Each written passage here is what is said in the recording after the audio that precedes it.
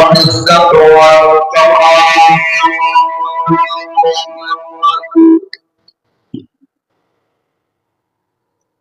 وله الكبرياء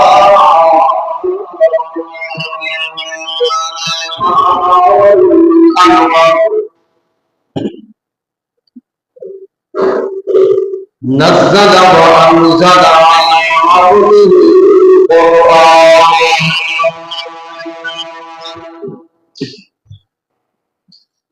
سور الإنس والجان وعلمه البيان شهادة الله لا إله إلا الله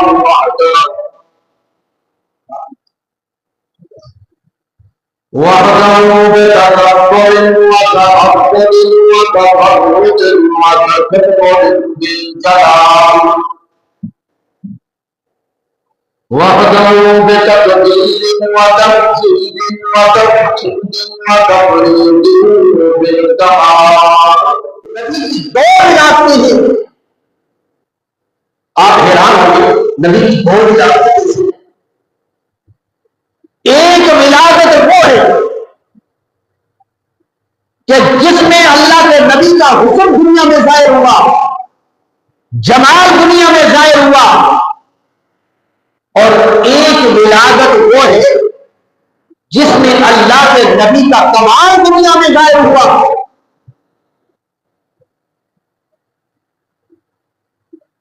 ایک ولادت وہ ہے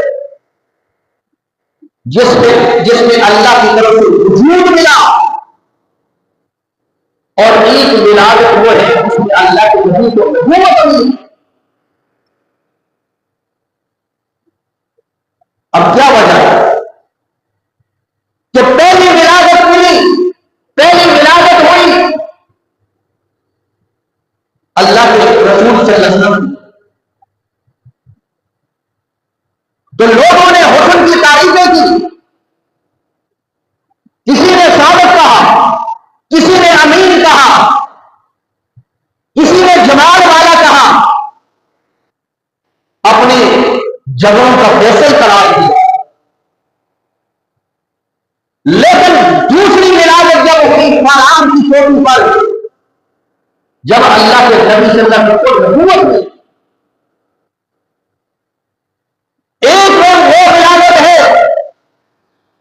جس میں اللہ کے نبی محمد بن عبداللہ بن کر آئے اور ایک ولادت وہ ہے جس میں اللہ کے نبی محمد رسول اللہ ایک ولادت میں حکم کی تعریفی ہے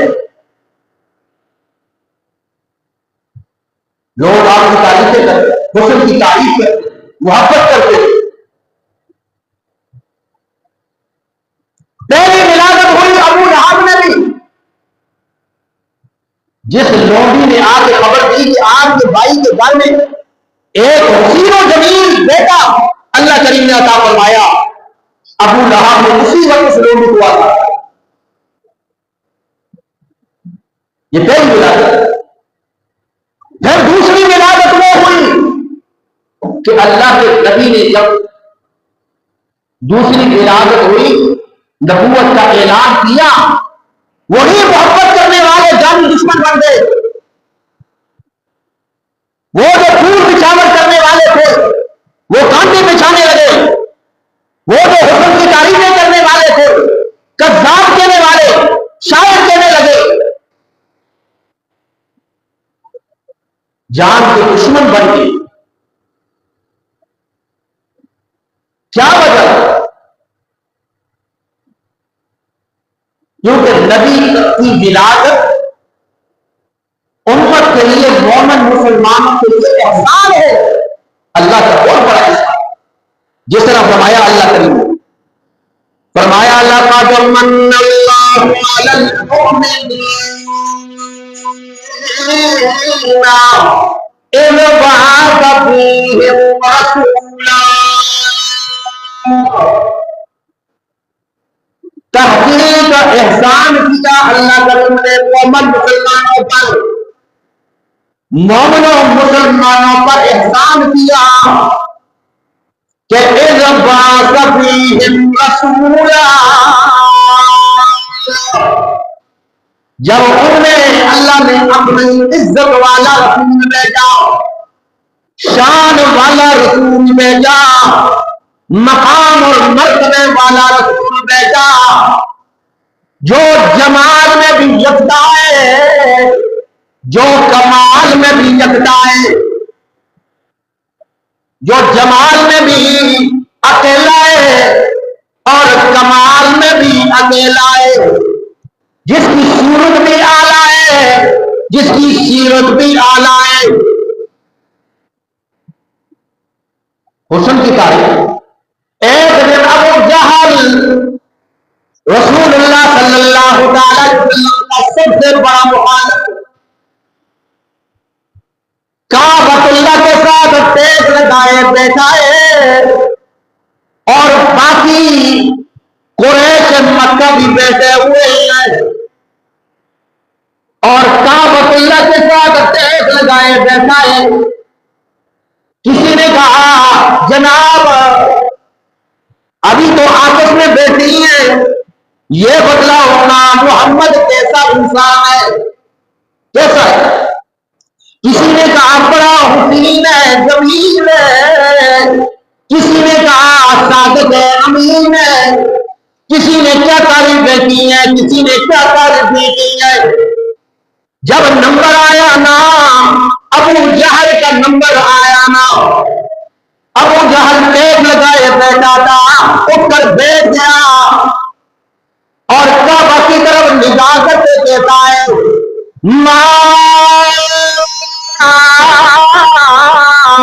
رأیت بعینیّ ہاتین مثل محمد، کعبہ کے رب کی قسم ہے محمد جیسا آج تک میری آنکھ میں نہیں دیکھا، آج تک میری آنکھ میں محمد جیسا نہیں دیکھا۔ حسان بولے وَأَحْسَنَ مِنْكَ لَمْ تَرَ قَطُّ عَيْنِي وَأَجْمَلَ مِنْكَ لَمْ تَلِدِ النِّسَاءُ خُلِقْتَ مُبَرَّأً مِنْ كُلِّ عَيْبٍ كَأَنَّكَ قَدْ خُلِقْتَ كَمَا تَشَاءُ۔ اے اللہ کا پیغمبر، میری آنکھ نے آج تک آگ جیسا حسین نہیں دیکھا، آج تک کسی ماں نے آگ جیسا بچہ نہیں پیدا کیا۔ مجھے تو یوں لگتا ہے اتنے کمال والے ہیں، اتنی شان والے ہیں، عظمت والے ہیں کہ اللہ نے آپ کو پیدا کرنے سے پہلے اپنے پاس بٹھایا اور کہا محمد مجھے بتلانا جہاں میں تیری صورت بناتا چلا جاؤں گا۔ اور جبرائیل امین بول پڑے وَأَحْسَنَ مِنْكَ لَمْ تَرَ قَطُّ عَيْنٌ وَأَجْمَلَ مِنْكَ لَمْ تَلِدِ النِّسَاءُ خُلِقْتَ مُبَرَّأً مِنْ كُلِّ عَيْبٍ كَأَنَّكَ قَدْ خُلِقْتَ كَمَا تَشَاءُ۔ اے حسان، تو نے کیا دیکھا ہے؟ یا تو نے عرب دیکھا ہے، یا عجم دیکھا ہے، یا شام دیکھا ہے، تو نے یا عرب کا کوئی علاقہ دیکھا ہے، مکہ دیکھا ہے یا مدینہ دیکھا ہے؟ اللہ کی قسم ہے میں آتا رہا ہوں آدم علیہ السلام سے لے کر حضرت عیسیٰ علیہ السلام تک انبیاء کے پاس آتا رہا ہوں، آ کر میں انبیاء کے پاس نبوتیں لاتا رہا ہوں۔ اللہ کی طرف سے وَأَحْسَنَ مِنْكَ لَمْ تَرَ قَطُّ عَيْنٌ وَأَجْمَلَ مِنْكَ لَمْ تَلِدِ النِّسَاءُ۔ اللہ کی قسم ہے میری آنکھ کیا ہے، حسان کی آنکھ کیا ہے، آج تک محمد جیسا کسی نے نہیں دیکھا ہے، محمد جیسا کسی نے نہیں دیکھا۔ اور دوسرا شاعر بول پڑا حسینہ جمیلہ منہ موڑ دیتا، حسینہ جمیلہ منہ موڑ دیتا، رب نبی بنا کے رب نے محمد بنا کے قلم توڑ دیتا۔ اللہ نے وہ سانچہ ہی وہ قلم توڑ دیا ہے جس سے محمد کو بنایا تھا۔ ایک ولادت کا ہے کہ جس میں محمد بن عبداللہ بن کر نبی کا حسن دنیا میں ظاہر ہوا، اس لیے لقد من اللہ علی المؤمنین اذ بعث فیہم رسولا،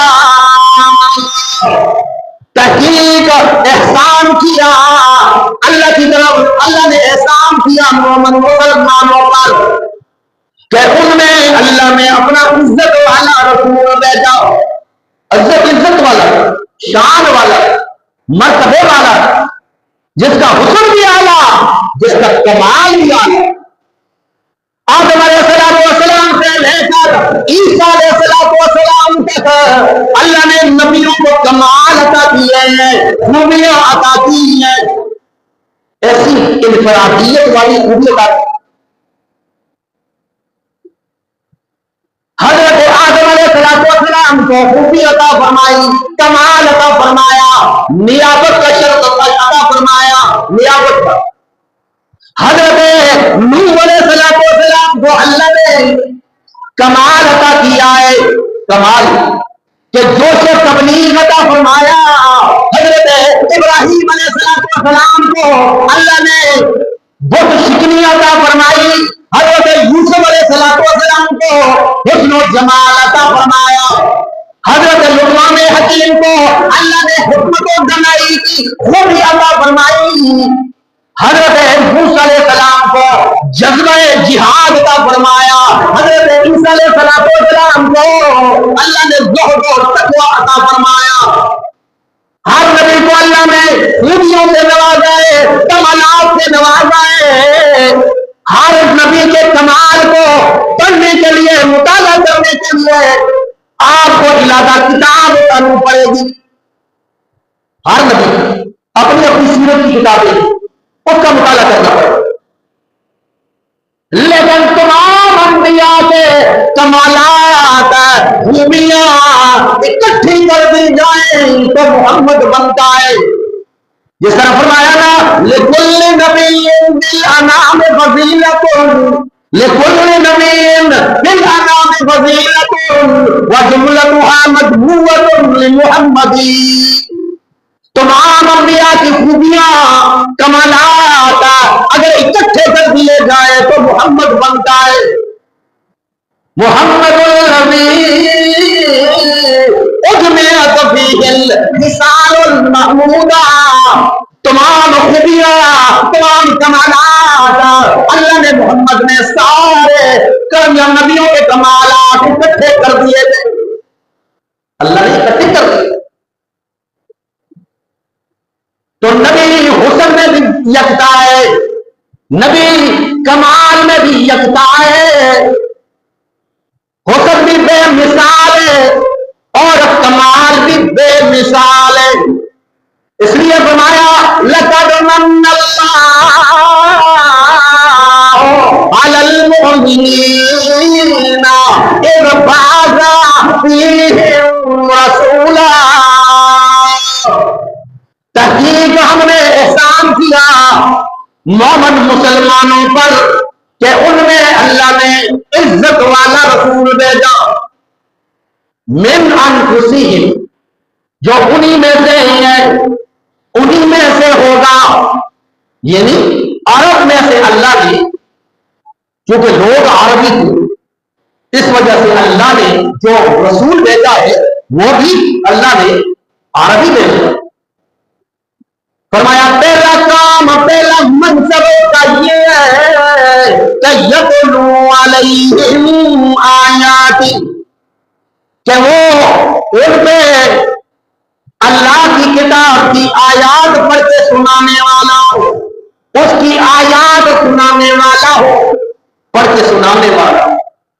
اور دوسرا وَيُزَكِّيهِمْ، ان کے عقیدوں کی اصلاح کرنے والا ہو، ان کے عقیدے کی تفصیل کرنے والا ہو، عقیدے درست کرنے والا ہو، عقیدے درست کرنے والا ہو۔ وَيُعَلِّمُهُمُ الْكِتَابَ وَالْحِكْمَةَ، اور کتاب اور سنت کی تعلیم دینے والا ہو۔ جب عقیدہ درست ہو جاتا ہے نا، پھر انسان کی یہ تعلیم، قرآن کی تعلیم، سنت کی تعلیم آسان ہو جاتی ہے، سینوں میں اتر جاتی ہے۔ فرمایا وَإِن كَانُوا مِن قَبْلُ لَفِي ضَلَالٍ مُبِينٍ، اس سے پہلے لوگ اپنی گمراہی میں تھے، بات بات پہ خون ریزیاں قتل و غارت ہوا کرتے تھے۔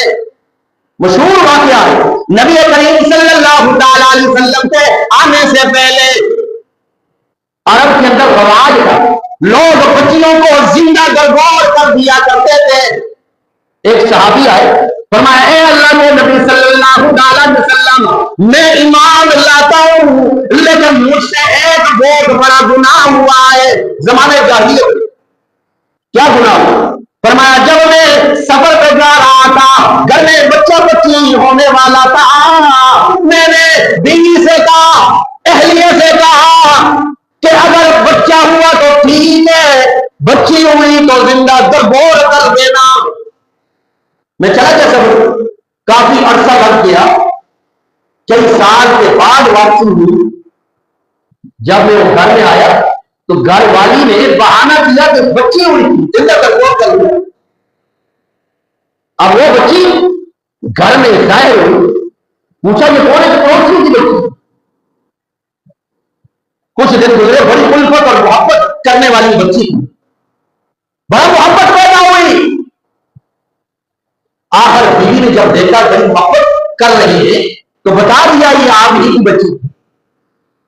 اے اللہ کے نبی صلی اللہ علیہ وسلم، میرے دل کے اندر خیال آیا کہ عرب کے لوگ کیا کہیں گے، عرب کے لوگ کیا کہیں گے، تانا دیں گے کہ اس کے گھر کے اندر بچی موجود ہے۔ اے اللہ کے نبی صلی اللہ علیہ وسلم، رات کی تنہائی ہے اور میں بچی کو لے کے چل پڑا، اس ارادے کے ساتھ کسی کو معلوم نہیں ہوگا، جنگل کے اندر لے جا کے زندہ درگور کر دوں گا۔ لے کے چل پڑا، بچی پوچھتی ہے ابا جان رات کا وقت ہے، کہاں لے کے جا رہے ہیں؟ میں نے کہا بچی جب سیل کے لیے جا۔ وہاں پہنچے جنگل کے اندر، اب میں نے گڑھا کھودنا شروع کیا۔ اے اللہ کے نبی صلی اللہ علیہ وسلم، میرے کپڑوں پہ مٹی لگتی ہے، وہ صاف کرتی ہے، ابا جان آپ کے کپڑوں پہ یہ مٹی لگ گئی ہے، صاف کرو۔ بچی زیادہ محبوب ہوتی ہے اور باپ سے ماں سے زیادہ محبت کرو۔ اے اللہ کے نبی، میں نے گڑھا کھودا اور وہ بھی اب بیٹھ گئی، میں نے اٹھایا اور نیچے ڈالنے لگا تو وہ سمجھ گئی کہ مجھے زندہ درگور کرنے لگا ہے۔ اے ابا جان مجھے کیوں آپ زندہ درگور کر رہی ہے، میرا قصور کیا ہے؟ اگر مجھ سے کم ہے مجھے جنگل میں چھوڑ دے، میں آپ کے پاس نہیں آؤں گی۔ لیکن اے اللہ کے نبی مجھے ترس نہیں آیا اور میں نے بچی کو زبردستی گڑھے میں ڈالا۔ جب وہ اوپر آنے لگی، میں اوپر سے بڑا پتھر اس کے سر پہ دے مارا اور اوپر سے مٹی ڈالی۔ اے اللہ کے نبی صلی اللہ علیہ وسلم، کتنے سال گزر گئے ہیں، آج بھی اس بچی کی چیخیں میرے کانوں میں گونج رہی ہیں۔ نبی کریم صلی اللہ علیہ وسلم زاروں قطع رو پڑے، زاروں قطع رو پڑے۔ فرمایا میرے صحابی، اسلام میں آنے کے بعد سارے گناہ معاف ہو جاتے ہیں، تمہارا یہ گناہ بھی اللہ نے معاف کر دیا۔ اسلام کے آنے سے پہلے کیا جہالت تھی؟ اللہ کے نبی آئے تو کائنات کو ایک ہدایت کا راستہ ملا۔ تو فرمایا میں نے عرض کیا تھا کہ نبی کی دو ورادتیں ہیں، ایک وہ ولادت ہے جس میں اللہ کے نبی محمد رسول اللہ بن کر آئے، ایک وہ ولادت ہے جس میں اللہ کے نبی محمد رسول اللہ بن، ایک میں محمد بن عبداللہ بن کر آئے اور ایک میں محمد رسول اللہ بن، ایک میں اللہ کے نبی کا حکم ظاہر ہوا دنیا میں اور ایک میں اللہ کے نبی کا کمال دنیا میں ظاہر ہوا۔ تو آج ربیع الاول کا یہ مہینہ ہے، لوگ اس مہینے کے اندر بڑی تعلیم کے ساتھ بڑا اہتمام کرتے ہیں، لوگ گلی کوچوں کو سجاتے ہیں، گھروں کو سجاتے ہیں۔ تو محمد رسول اللہ صلی اللہ علیہ وسلم کی سیرت اور کردار کو اپنانا ہے، منانا نہیں ہے۔ 12 ربیع الاول کو رسول اللہ صلی اللہ علیہ وسلم دنیا میں آئے، 5 قول کے مطابق بعض 8 ربیع الاول کو اللہ کے نبی دنیا میں آئے، بعض کا 9 ربیع الاول کو دنیا میں آئے، لیکن 12 ربیع الاول کو اللہ کے نبی دنیا سے رحلت بھی فرما گئے، وفات بھی پا گئے۔ اب یہ جب 12 ربیع الاول یا ربیع الاول کا مہینہ جب آتا ہے، لوگ خاص طور پر اس کا اہتمام کرواتے ہیں۔ نبی کریم صلی اللہ تعالی علیہ وسلم سوموار والے دن اور جمعرات والے دن روزہ رکھتے ہیں۔ پوچھا گیا ہے اللہ کے نبی آپ اس دن روزہ کیوں رکھتے ہیں؟ فرمایا اس دن میں پیدا ہوا، یوم ولدت، اس دن میں پیدا ہوا اور اسی دن اللہ نے مجھے نبوت عطا۔ تو گویا اللہ کے نبی کی سیرت کیا ہے، نبی کا کردار کیا ہے، نبی کا اسوہ کیا ہے، نبی کا طریقہ کیا ہے کہ اللہ کے نبی نے روزہ رکھا اس دن، تو ہمیں بھی چاہیے کہ اس دن روزہ رکھنا۔ لوگ کہتے ہیں جی جناب یہ تو خوشی کے مراحل ہیں، قرآن خود کہتا ہے قل بفضل اللہ وبرحمتہ، قل بفضل اللہ وبرحمتہ فبذلک فلیفرحوا، کہہ دیجیے اللہ کا فضل تمہیں مل جائے اور رحمت مل جائے۔ اللہ کا نبی فضل بھی بن کر آیا، رحمت بھی بن کر آیا۔ جب اللہ کی رحمت مل جائے، اللہ کا فضل مل جائے تو فلیفرحوا، فرمایا کہ تمہیں چاہیے کہ تم خوش ہو جاؤ، خوش ہو جاؤ۔ یہ آیت پیش کی جاتی ہے جناب خوشی کا مرحلہ ہے، خوشی کا مرحلہ ہے، قرآن کہتا ہے آپ خوشی مناؤ۔ اگر اس آیت کی ضمن میں آپ دیکھیں، شروع میں اس سے پہلے والی آیت آپ دیکھیں، اللہ کریم فرماتے ہیں یا ایھا الناس، اے لوگوں، قد جاءکم موعظۃ من ربکم، تحقیق آ گئی ہے، نصیحت آ گئی ہے تمہارے رب کی طرف سے، وشفاء لما فی الصدور، اور دلوں کی بیماریوں کے لیے شفا آ گئی ہے اللہ کی طرف سے۔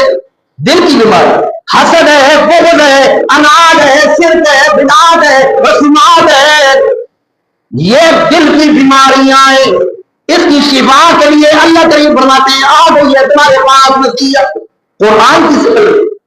فرمایا وَہُدًى، وہ ہدایت ہے، وہ رحمہ اور رحمت ہے ان کے لیے، للمؤمنین، مومن مسلمانوں کے لیے، اطاعت کرنے والے لوگوں کے لیے، اللہ کے سامنے جھکنے والوں کے لیے، فرما برداروں کے لیے۔ پھر فرمایا قل، میرے پیغمبر آپ اعلان کر دیجیے بفضل اللہ وبرحمتہ، یہ قرآن کا آنا اللہ کا فضل ہے، یہ قرآن کا آنا اللہ کی طرف سے رحمت ہے، یہ ہدایت کا مل جانا یہ اللہ کی طرف سے فضل اور رحمت ہے۔